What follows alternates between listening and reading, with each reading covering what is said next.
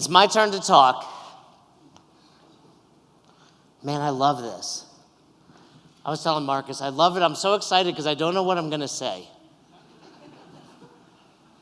Katie's always like yelling at me. I'm like, you're going to find out what I'm going to say at the same exact time I'm going to find out.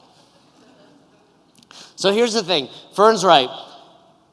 We wanted to have a theme. And he told the story yesterday, but I remember he called me and he was like, I got it. The theme. The one thing. And I was like, yes, the one thing. I love it. So we're on the same page. And then I hang up with Fern and I call Marcus. I was like, Marcus, we got it. The theme, it's the one thing. So here's the thing about Marcus. He's like super supportive, like, cool, let's do it, yeah. But then he'll always ask like follow-up. So he's like, what does that mean? I was like, oh, he got me. So I remember, I was like, what do you think it means?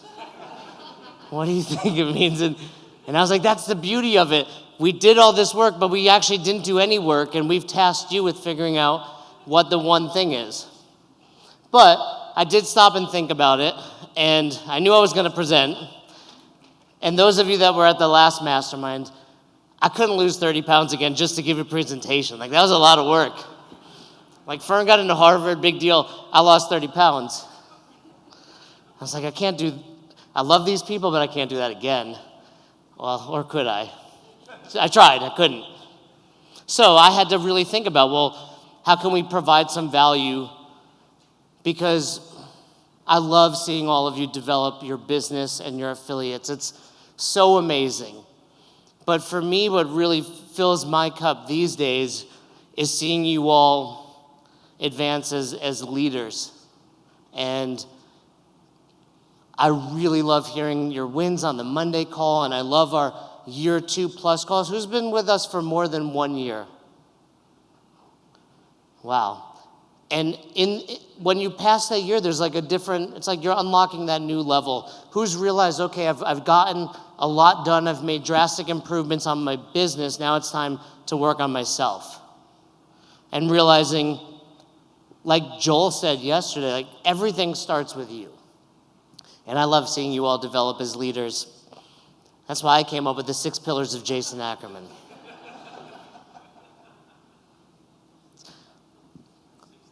It's 6 things. And to me, these represent the structure, the foundation. We talk a lot about values. Who has their 5 values? Who has their values? Right? And if not, we need to go through them. I know I don't always, but I wrap up a lot of the Monday calls with I want to hear from you. And I remember getting an email from Kara recently, and she was like, that's crazy that you asked 50 people to email you.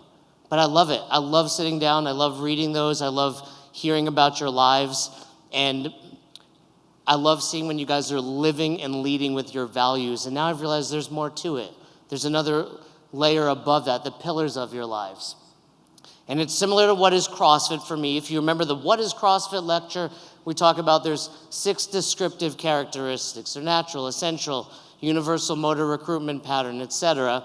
But then there's one defining characteristic. And for me, I have 5 descriptive pillars, but there is one defining pillar. And I wanted to take this opportunity to just talk to you about my pillars so you can think about yours and you can adopt them or you can change them, but just to see, different ways that we can accomplish these things. So I wanted to talk. Pillar 1, do hard things. Who's done a diesel day? Has anyone done a diesel day? Yeah, is that Danielle with her hand up? All right, fantastic. If you know who Tosh is, you show up at his house, you have a barbecue the night before, and then you work out for 24 straight hours. And I recently did my diesel day in May. He opened it up for seminar. Actually, Cabo was there with me. Todd did one a couple weeks later. Fern's done one. And there's so much learning going on. But for me, that biggest takeaway was doing the hard things. And it happened about 2 a.m. So throughout the 24 hours, you're alternating through different workouts, but one thing that remains constant is you have to go out into the woods and carry a 55-pound weight. So it's about 2 in the morning, and one, it's the middle of the night. I'm like, okay, I don't typically work out in the middle of the night. It's dark, it's cold. I borrowed my buddy's headlamp. I didn't have a headlamp. And it literally shined like a foot in front of me. Like I couldn't see anything. Turns out that was good because I was like, all I could do is focus on what was right in front of me. But it's 2 in the morning, I've got this 55-pound plate, and it just falls out of my hands, hits the ground, but then immediately hits my foot. And I was like, fuck this. Like, what the hell? What is going on? Why am I out here in the woods? Why am I lugging? And I swear it felt like maybe 10 seconds, but like 15 minutes just passed by. Like I'm just staring at the plate. And I was like, finally, well, I guess I got to pick this thing back up. And the big takeaway I had was, you just got to move forward. What crossed through my mind was, what's the next right thing I can do? And I think as affiliate owners, you're gonna hit bumps in the road. You're gonna hit obstacles. You're gonna have times where you're just like, fuck this, I'm done. Who's thought that before? Everybody, yeah, mostly. And often it's because we've got this major stress, and we're just like, we don't know what's gonna be down the road. Well, let's just do the next right thing. And in order to do that well on a consistent basis, we just keep those standards high. And if you've read the 4 agreements, rule number 1, anybody know it? What do you got, Anna Floyd? Be impeccable with your word. Well, that's a good one. Maybe I'm out of order. Always do your best. But being impeccable with your word is right alongside it. But always do your best. And what I've learned is, and what you may have learned is your best can vary day to day based on the circumstances. Your best at 2 in the morning is probably not going to be your best at noon. Or your best when you're tired and you haven't slept well is not going to be the best after you get a well-rested night. And just like we talk about in CrossFit, it's important to have relative intensity based on your physical and psychological tolerances. And I wanted to give to you just a few different ways that I think about doing my best so you can take back and think about it for yourself. Doing your best just every day in your workout. How can I get the most out of this workout? As you get older, you realize the PRs aren't coming as often as they used to. Well, what does a good workout look like today? What does a win look like today? I worked out with Max this morning. I'm tired. We've got a lot going on. And I was like, well, what can I do right now to feel like I did my best during this workout? With your family. There's Roz. Man, these kids are hard. And here's something I've really been wrapping my brain around. Fern alluded to it yesterday when he talked about deep work. And he said, if you don't do it, you're bad at it. And I think we all have something that we do and we think we're doing because it's hard. For me, it's working out, right? Like, how many of you think working out is challenging? Right, but how many of you love it? Yeah, so it's not really that hard, right? Like, yeah, I get it. I'm getting up early and I'm going into the basement, I'm working out, but I love this. Being a good father's hard at times, right? Are you doing the things that are hard because you think they're hard? Or are you doing the actual things that are hard, like, oh, I'm being present for these 2 kids? That's a huge change for me. Like, you got to do the truly hard things that you want to avoid. How can I be the best version of myself for Roz and the kids? In your business, how can you be the best version of yourself for your team? How can you be the best version of yourself for all of your members, your clients that show up on a daily basis? That's what I want you guys to think about. How can I just show up, do the hard things that I don't necessarily want to do in order to best serve everyone, and commit to excellence in every single thing you do? We demand it from other people, but I challenge you guys, from when you're coaching class to when you're running a coaches meeting to when you're cleaning the toilets, can you do your best? This hangs up right before I walk either to the gym on the right or my office on the left, and it's something I think about every day, just working harder. I bring up this quote a lot, a league of their own. And I want to wrap up this portion to Diesel Day, and I think this holds true to anything in life. So when we found out we were going to do Diesel Day, I was super excited. And I was like, all right, I cannot wait for it to be the middle of the night and struggling. That was what I was really looking forward to, and that was my goal. Well, you're going to make it through the middle of the night. You're going to still be there. You're going to be working hard, and I think for all of you, you've set a goal when it comes to your affiliate. And then it's 2 a.m, you've dropped a weight on your foot, and you're like, I'm out. And same holds true for you. You've got your affiliate, you've started it, and then you're dealing with it. You're in it. But always remembering what that goal is on the far side of it, and not getting to that, whether it's a week later, a year later, or 2 years later, and not realizing I could have done better. I left a little bit out there. And I love this quote because who remembers a league of their own? If it weren't hard, everybody would be doing it. And that's the truth for affiliate ownership too. It's supposed to be hard. Cool. Keep going with it. Excellence is always, always respected. You respect it amongst your peers. You expect it amongst your coaches. You notice it when someone is just thriving for excellence. And effort is the universal currency. We all see it. You go to any country in the world and you find someone that's working hard and you're like, I like that person. As Fern said in Nashville, keep going. Pillar number 2, winners win, sometimes slowly. We just put out episode 722 of the podcast. That's what it looked like on YouTube. Pretty cool. Good job, Christian. Nicola Coyne. Christian works super hard on these thumbnails. Episode 722. This is what episode 1 looked like. I did that. I remember at the time I was very proud of it as well. 90% of podcasts don't get past episode 3. So if 2 million people start a podcast, 1.8 million quit before they put out episode 3. Of the 200,000 left, 90% of those quit. All you have to do to be the top 1% in the world in podcasts is put out 21 episodes, like these 2 idiots. That's it.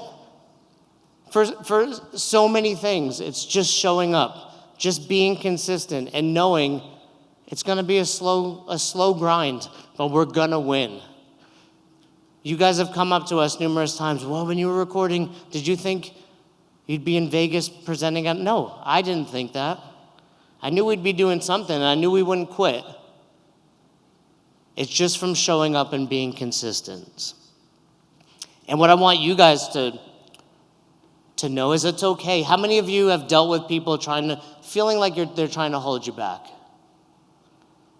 Yeah, that's normal. You guys have heard about crabs in a bucket, right? And one crab tries to escape and the other crabs try to drag them back in, right? People can be jealous, they can be envious, they see you working hard, they see you showing up, and they can try to hold you back. And it's okay if the people you hung out with up until this point aren't the same people you're with in a year from now, in 2 years from now, and remembering it's not a reflection of you, it's a reflection of them. It's hard to, in the moment, wrap your head around that.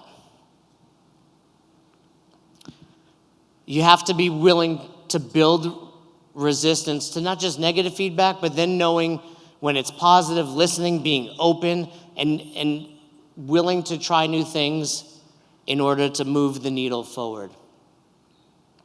It took me 10 internships to get on seminar staff. Easier would have been quitting after 2, after 3, after 4, but just showing up, being resilient, listening to the feedback, adopting it. It's the same thing you guys are doing at the affiliate level. Be willing to persist through the challenges, focus on your goals, and not others' judgments. I want to leave you guys with things you can do to stay focused on your goals despite anything coming from anyone else. Things that I've adopted. Man, I write so much down these days. Just thoughts, just feelings, just your emotions. There's something really powerful to putting it down on paper with that pen. Thinking back to your why. How many of you have done the why exercise with us in the curriculum? Having that foundation between your why and your values to always remember, this is why I do this thing. And then lastly, really thinking about the legacy you want to leave. And this has been something I've been wrapping my head around. I feel like I'm getting older, 46, and I've been really thinking about what do I want to leave here with? And this is what I've come up with. I want to have thousands of people when asked, who has been a big influence in your life that they can turn around and say, that guy helped me. That guy helped me. So, same for you. Thinking about what legacy you want to leave behind. If you're enjoying this content, please subscribe to the YouTube channel. Also, if you're interested in what we do in Affiliate University, there's going to be a link somewhere around this video. Book a call. We'd love to talk to you about how we can help you build a better box. Don't make assumptions. How many of you have been angry with a member? You all should have your hands up, yeah. How many of you have been angry with a coach? Yeah, we heard about it yesterday. Question. What if it's you? What if it's you that's the problem? Did anybody have that in their hot seat? Oh, it turns out I'm the one. Maybe it's not my 12 coaches, maybe it's me. Tell a story about this guy. This is Dean. If you've read my book, it's available on Amazon. You've heard this story, but Dean, young kid, he started coaching for me at like 24. Amazing human. That's his wife, Savannah, lovely daughter. And Dean would never show up to our events on the weekends. He was there. Is there church on Saturdays? He would go to church, I think, every day. But he would always go on Saturdays when we were having our parties, and it would infuriate me. Where is Dean? Why isn't he here? And it wasn't until we did the values exercise that I realized his number one value was faith. And here I am, mad that he's not showing up to the parties when he's living by his number one value. And assumptions can damage relationships. We did not get along until that moment because I was always frustrated and angry with him. And I want you to think about that when it comes to some members, when it comes to your staff, when it comes to friends and family. What assumptions are you making where if you got to know them better, if you can dig in, you two can have a stronger relationships. Assumptions lead to misunderstandings, and we need to seek clarity, get to know those people better, understand their why, find out their values. Who did the values exercise with their staff after Nashville? More of you, look into that. Get to know your coaches. As our awesome friend Chuck Carswell would say, ask one more question. It's a skill to be able to do that. But when you do that consistently, when you do that regularly, you will improve every relationship in your life. Seek to understand, establish clear expectations, and do it for all your relationships. This is something we say on the team all the time. Clarity is kindness. The more clear you can be on everything you're doing, but specifically the expectations. I was talking to Chewy yesterday. Man, no one cleans the way I want. Who has this? No one cleans the way I want to at the box. Have we set the expectation there? Do they know what clean looks like? Because their definition of clean might be different than yours. So are we being clear on what we want them to do? The Fonz. Assumptions are the termites of relationships. Regular check-ins with your coaches will go a long way, but also with the rest of the people in your life, and encourage that open dialogue so they feel comfortable talking to you as well, and you can have those honest conversations. The better relationship you can have with your staff, that's going to trickle down to your membership. I want to give you guys a tool to use called the whole message model. Again, it's in my book, but I want to go through it real quick with you guys. I see, I think, I feel, I want. I see, I think, I feel, I want. I'll help you understand how to use this. When you use the I see, it should be objective, black and white, and the sooner you can do it, the better. For example, I see the garbage has not been taken out. We're not arguing. There's garbage right there. It's not been taken out. I see it. I think. This is your perspective. What you think about the situation. Explain why you think it's happening. I think you don't see the importance of keeping the gym clean. I think this. I see, I think. I feel. Explain how it makes you feel. Your emotion. There's no right or wrong here. It's how you feel. I feel frustrated. I feel mad. I feel angry. Whatever that emotion is. I see, I think, I feel, I want. This is the resolution. My desired outcome. Clarity is kindness. Be clear about it. I want you to take out the garbage at the end of every shift. Not I want you to take it out when it's full and we can, what's full look like? When you're done with every class you coach, take out the garbage. I see, I think, I feel, I want. Practice this. Practice this. When I first learned this whole message model, I'd write it down. And just like your lesson plan, I see. And you would read it, I see. But showing up with it done and you're practiced, especially as you've done it more and more, your coaches will start to know, okay, this is a serious conversation. And they're bringing me not only something that's bothering them, but they're going to give me a solution to it. Use this. Something that Fern and I learned at a mastermind we attended, and I love the concept of it, was not using feedback, but using feed forward. Cool. Moving forward, here's the expectation. We don't have to dwell on the past. You never take the garbage out. You never do X, Y, and Z. Hey, the expectation here is moving forward, this is what happens. Feed forward. Pillar 4. Who's done and lifted? Who's met Mark England? Or who's worked with Joel and heard of the victim mentality? The victim mentality is an acquired personality trait where a person tends to regard themselves as the victim of the negative actions of others, even in the absence of clear evidence. It depends on a habitual thought process and attributions. You guys heard this before? Anybody feel like they've struggled with the victim mentality in the past? Anybody currently dealing with it? Some of us, yeah. There's me, Mark. There's Mark England right there. All right, so I was thinking a lot about this, and one of the amazing parts of Affiliate University and showing up to masterminds like this is surrounding yourself with other people doing the thing, but also other people that have overcome things that you think are challenges for you. So, some examples.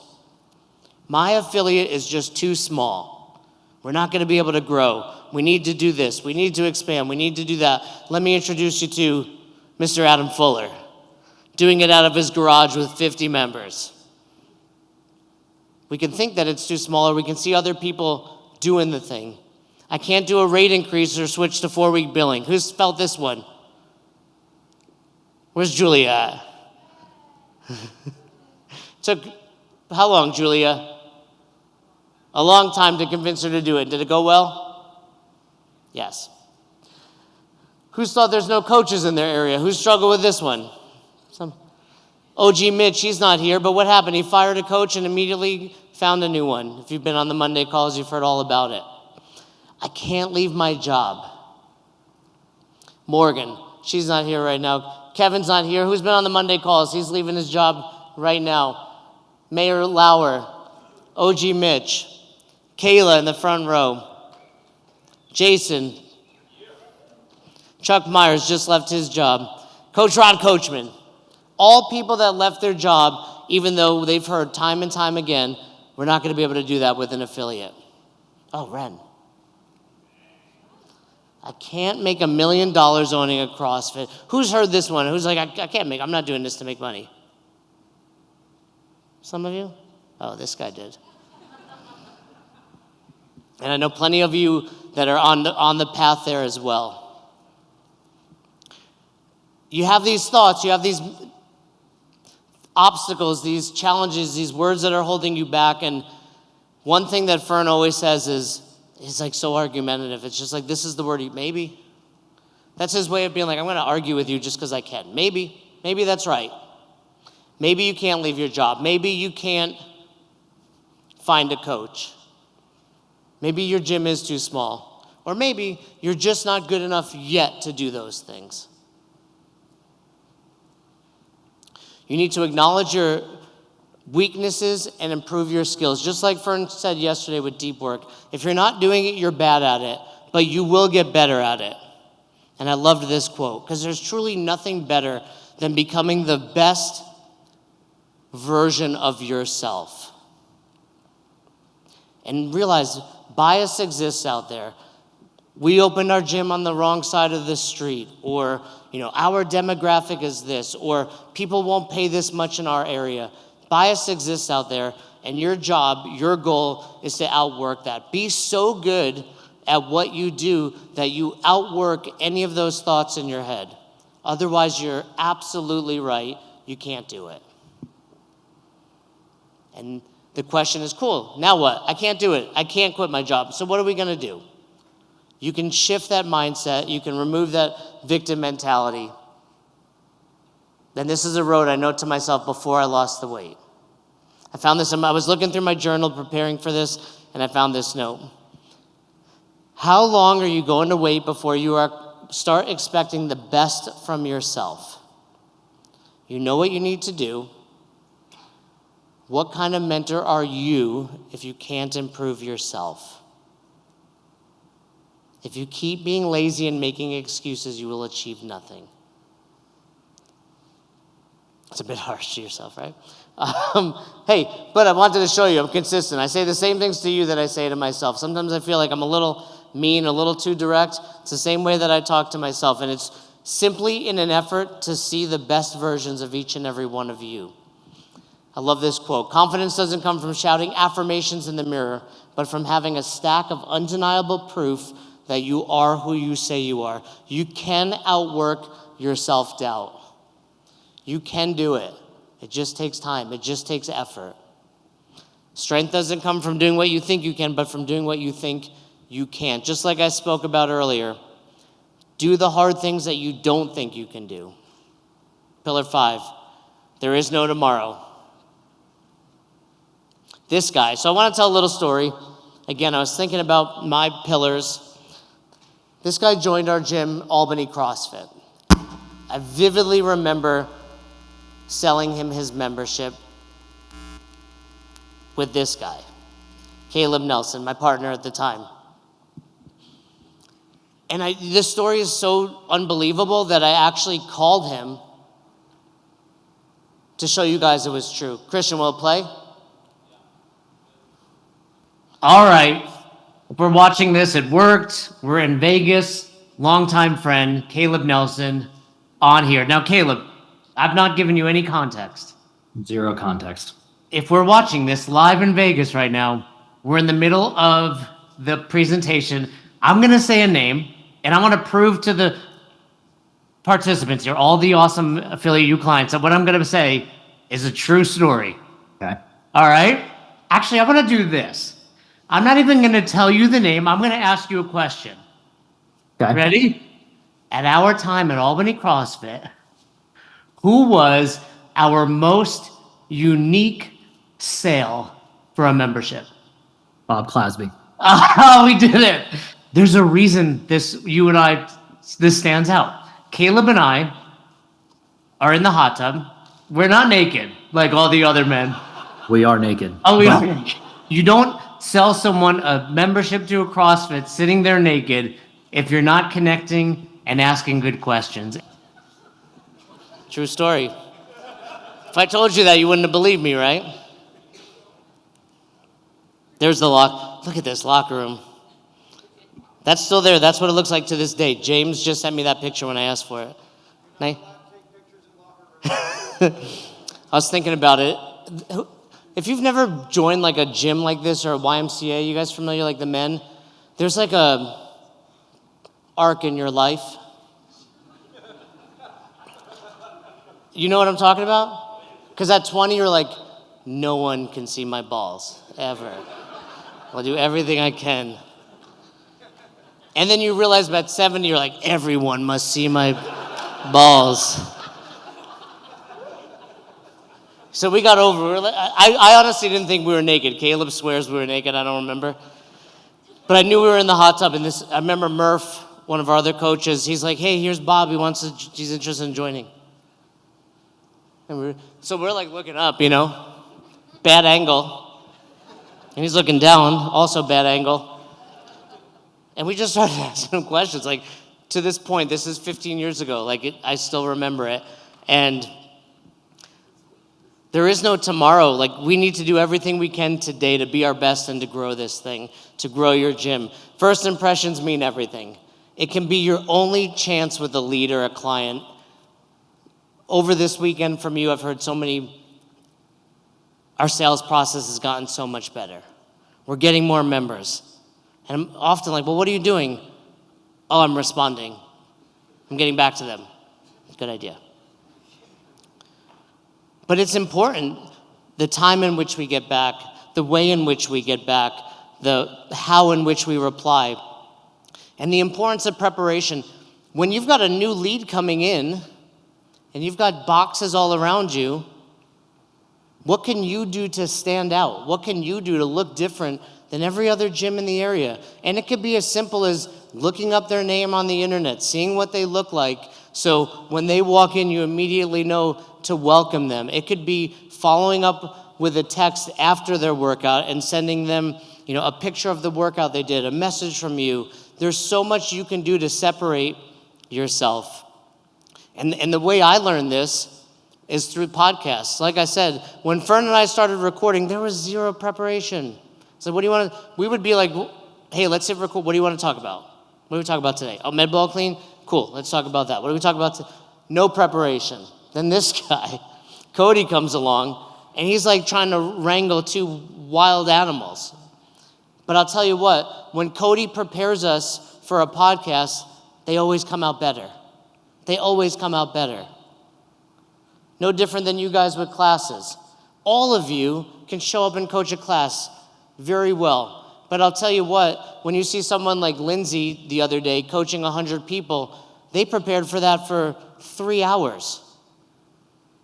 You think she didn't think about how many people are going to be here, what equipment we're going to use? Todd and Steve were running equipment into the sun, out of the sun. They were thinking well in advance. No different than having your lesson plans. Being prepared. Like any skill, the more you prepare, the better you get at preparing. I love this idea of being a 1 out of 0, not a 1 of 1. That's what every box down the road wants. They think they're doing the best. What can you do to stand out? What can you do to be the best box in your area? The final pillar for me, the defining pillar, is gratitude. And this is something over the last 2-3 years that I've been just really trying to immerse myself in, and I hope that I can help influence you guys on it. TJO makes art, that's Todd's art, hangs in my house. Todd Acuto made that. And I wanted to give you my top 3 things for gratitude, and I want to give you an opportunity to think about yours. For me, it's my family, the most important thing in my life. It's my team, the best team ever. It's my health. Without it, we have nothing. And I cheated, I made a 4th. It's you guys. Every day I'm so grateful for you guys. You literally make my life fun. It's true. Gratitude leads to happiness and fulfillment. And it's not happiness that makes us grateful, it's gratefulness that makes us happy. And I know as an affiliate owner, as an entrepreneur, there are days that it's tough. There are days you're dealing with things. There's days you're stressed out. But always having that foundation of gratitude in your life makes a huge change. And I encourage you to have a daily gratitude practice. It improves your mental and physical health. I wanted to give you 5 ways you can easily practice it. Start a daily gratitude journal. I have my journal with me all the time, just always writing down things that I'm grateful for. Look, you've all been in it. I try to reframe things. You know, I have a dog, Rocky, and like he'll, like any dog, he'll just, he'll shit in the middle of the living room, right? Like, there. And you see that, and you're like, you're angry. Who gets angry immediately, right? You deal with something like that. And then I try to reframe it. All right, I love this guy. Like, it's okay. We're just cleaning up poop. Reminding yourself of that. Tell someone you appreciate them. I try to do this to all of you, but I reach out to you guys all the time just to remind you guys how much I appreciate you.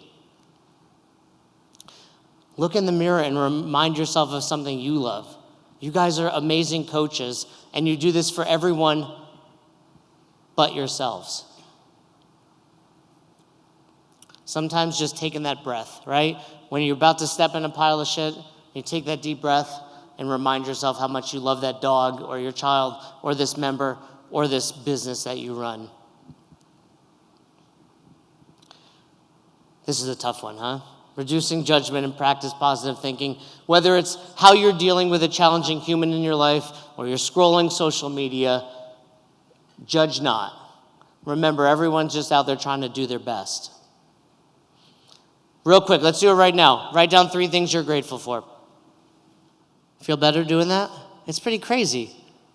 It's pretty crazy. Just remembering what you're grateful for, writing those down on a regular basis. If you take anything from this, I hope you take that with you.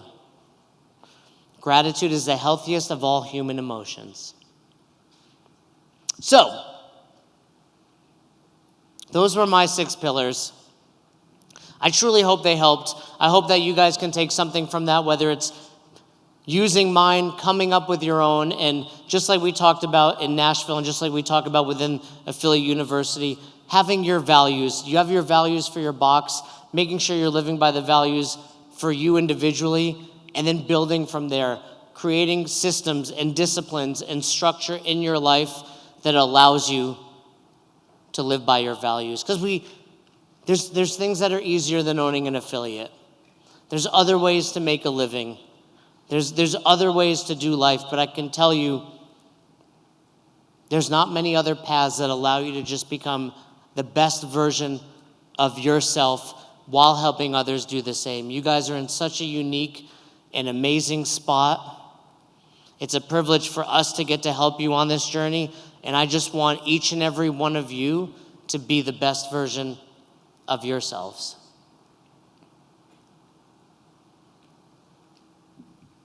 Thank you guys very much. I appreciate it.